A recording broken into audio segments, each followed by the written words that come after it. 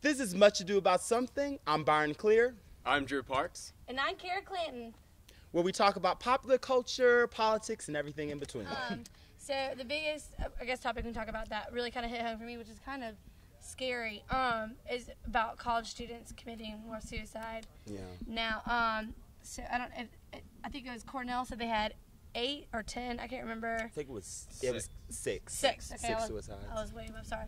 But and so they had 6 suicides in the past year at this bridge near Cornell, and I can totally vouch and understand for this because I went through I was an RA, and when you go through this suicide crisis training. So apparently it's a very big issue for college students that I don't think a lot of people understand and don't get until you get into college. Mm-hmm. And then I think you see a lot more of it, of people being depressed and people being sad about being away from home, and it's just new life changing, and if you can't get past it and you can't, if you don't have help, then I think it can snowball effect.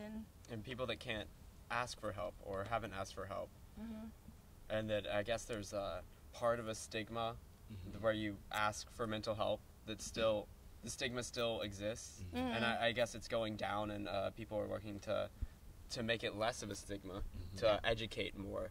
But it's still a problem that people can't ask for help or feel they can't ask for help when they actually can. Yeah. I think also a point that you made earlier, when you were talking about the frats and the sororities, like during that time frame, they're most vulnerable. Right. Okay. I think this is a lot of hearsay. I mean, just when you're, people just talk. I mean, that's natural. Everybody talks about it. So, one of the things that I heard, like, through college is, like, people at Ole Miss, and like I said, this is total hearsay, so I don't even know if this is true. But allegedly.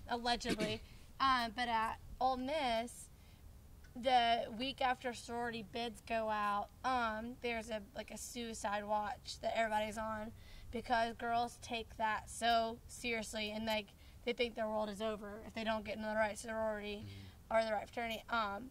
So I think that in itself shows you just how, like, in this culture, there's your own bubble, and y'all obviously notice this because you go to college, but your own bubble and so if one thing goes wrong in this little bubble, in this society, in this world that you have at college, it could feel like nothing's ever going to work out. And so, and I also, like, personal experience I had was, like, one of my friends, his roommate tried to hang himself.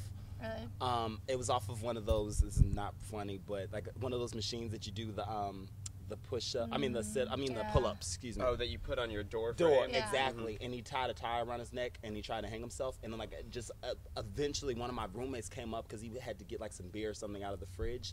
And then, like, he noticed the door wasn't opening, and lo and behold, he was hanging unconscious on. He didn't die, though? No. Wow. And it was really sad, though, because he's tried to kill himself several times before.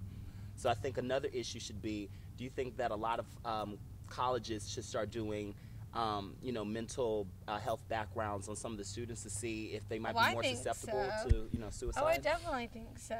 I think talk about Big Brother, I guess a little too invasive, but I think if there's some way you can step in and be preventive and help, like giving a background, even something as simple as when you're coming in with your orientation ambassador, like your advisor, somebody to talk to, checking off on this person, like, have you had experience with, like, depression or something like that, Like the Virginia Tech shooter. Exactly. A few years back had mental health problems that that people knew about, but that they didn't realize he were that serious. Would it would be that serious, and that he would kill people. Exactly. And that just encompasses the whole, I think except 2 issues would be the suicide and also the harm of others.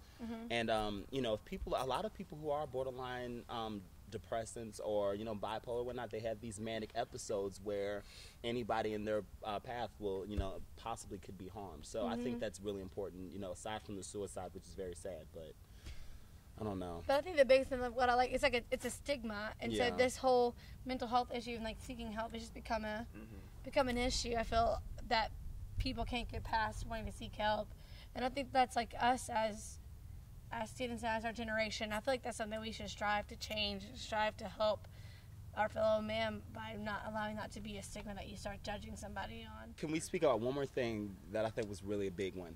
USC. And right. okay. So what happened this week is that USC is supposedly getting rid of their only African-American trustee. And with the argument that a lot of people are making is that African-American student athletes should not go to USC to play because of their well-being is not going to be accounted for due to the fact that there's not a minority on the board out of an all-white board. Yep. Do you think that it should be an issue that, I mean, like, especially the coach had nothing to say about it, but do you think that's a major issue that, you know, should be suggested they should put more minorities on the council, or? Sorry. This is such a hard issue because you want to sit there and think, well, race is, you were trying to make this not an issue now, and by calling attention to this and by saying this, it's making race even more so an issue here now. Does that make sense? Yeah, I agree. And so, but then also, it does feel like an injustice. So. And it's interesting because the legislature is only looking at repealing or bringing the minority leader, the African American member of the board, off. No one else is their place on the board is not being disputed. Nobody else is. Well, is it because it's a timing thing? Is that, I mean, because if he is I only know how the board of trustee works at Clemson, so it might be different at USC, but like life members and then the trustees that the state gets, like state trustees or whatever.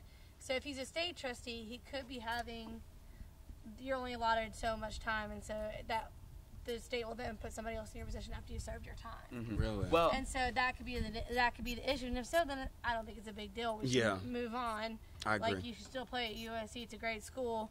You know. To some. It may even come down to